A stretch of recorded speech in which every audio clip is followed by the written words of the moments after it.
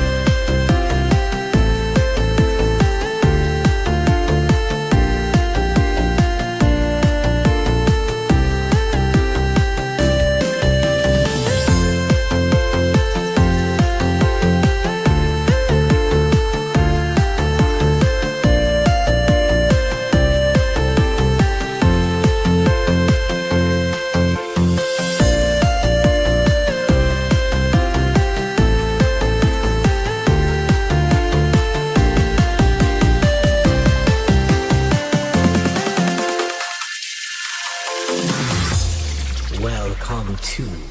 Rack Melody FT Mr. Tiff Remix